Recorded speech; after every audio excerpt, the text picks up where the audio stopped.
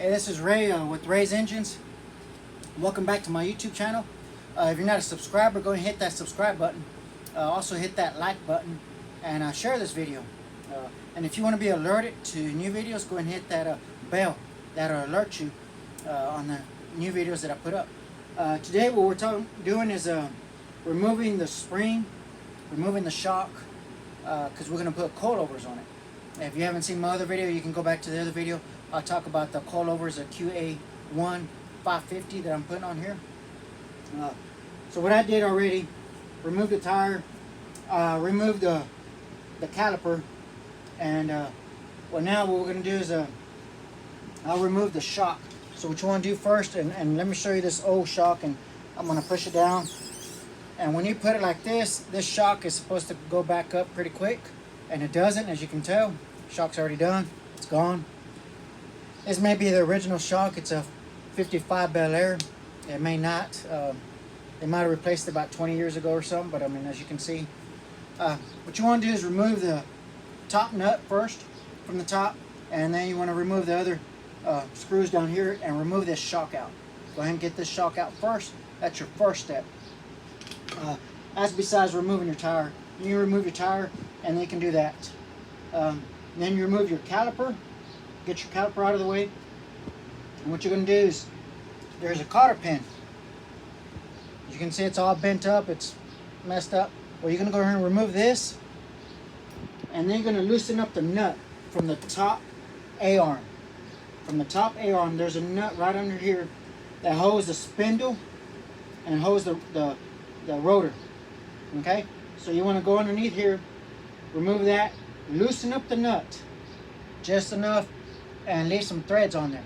The reason why is because you're going to put this tool right in here. You're going to hammer it before you do all that.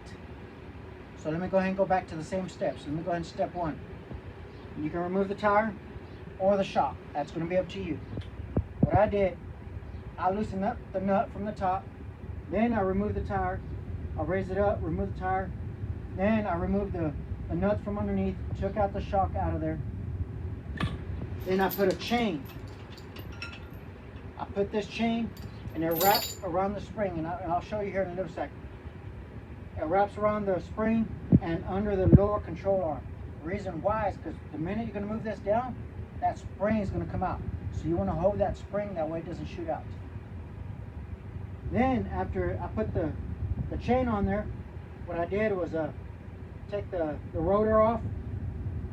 Then I took that pin that I just showed you off this nut down here, that hose that's from the A-arm, that holds the spindle and the rotor. And then I loosened the nut just enough.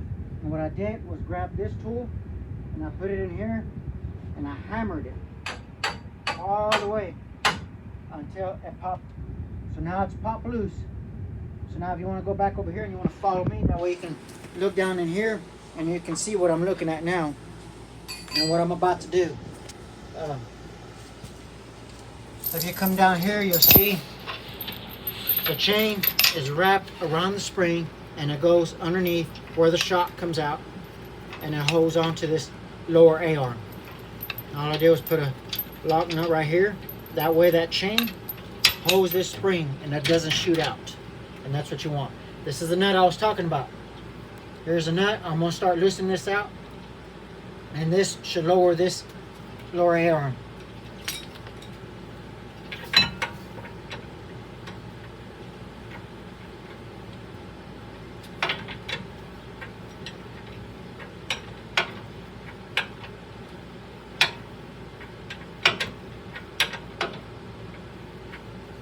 I'm going to go ahead and give me a ratchet, and I'm going to go ahead and put the jack a little bit tighter. It's not tight right now. I just want to put a little bit of weight on there. That way that lower control down doesn't come down by itself.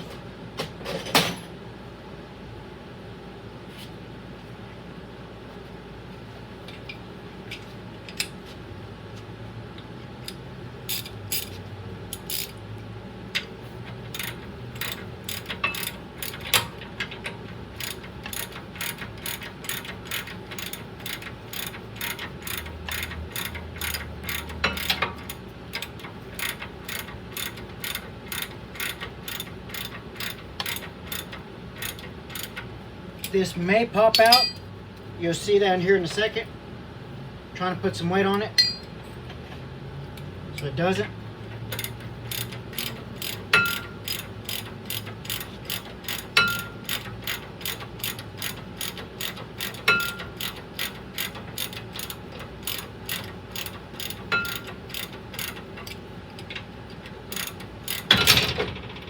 Just like that.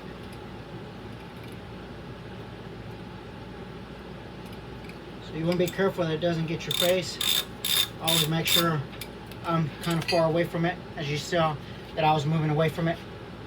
So now, you see how this is going to still hold it there? I'm going to leave it there. I'm going to start lowering the jack, that way that spring starts coming out.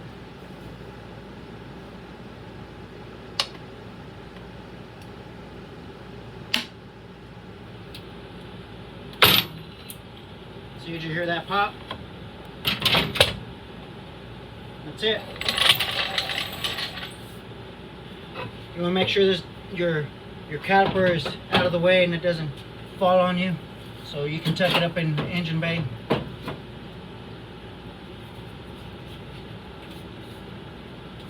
This is still a little, there it is, see?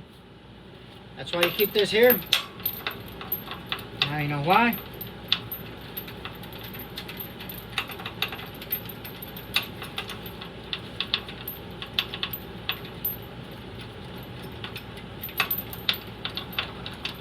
You can use a strap, you can use a chain. It's going to be up to you what you want to use, whatever you have available.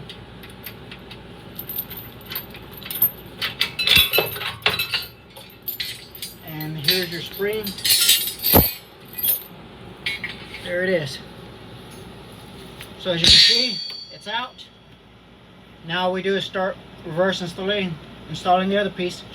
So I hope this helped you out to see how it was and step by step. I just didn't want to go through each step as I was doing it, because this does take a while. It took me about an hour. So I appreciate you watching, and we'll see you on the next video when I start the installation on the coilovers, because I have to do adjustments and I have to do everything before I install it. So I appreciate you watching. We'll see you on the next video.